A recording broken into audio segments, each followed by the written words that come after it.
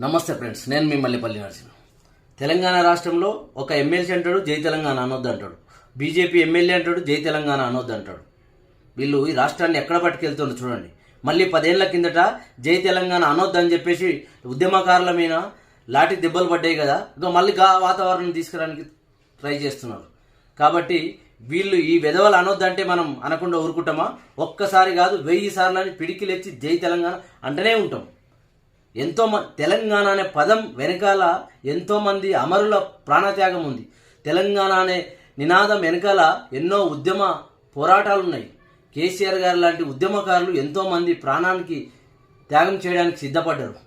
ఈ వెధవలకు ఉద్యమంలో లేరు కాబట్టి తెలియదు వీళ్ళకు. మిత్రులారా, ఇంకో అంశం, స్వాతంత్రం వచ్చింది, వందే మాతరం అనకుండా ఉంటామా? గట్లే తెలంగాణ వచ్చిందని చెప్పేసి జై తెలంగాణ అనకుండా ఉంటామా?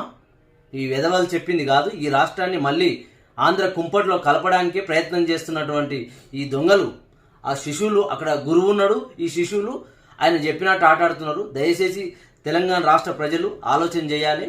మళ్ళీ తెలంగాణను, హైదరాబాద్ను ఆంధ్ర గుప్పెట్లో, ఆంధ్ర మీడియా చేతుల్లో పెట్టడానికి ఈ రెండు పార్టీలు, బీజేపీ కావచ్చు, కాంగ్రెస్ కావచ్చు, ప్రయత్నం చేస్తున్నారు బాబు గారి మార్కుల కోసం. ఇది నమస్తే.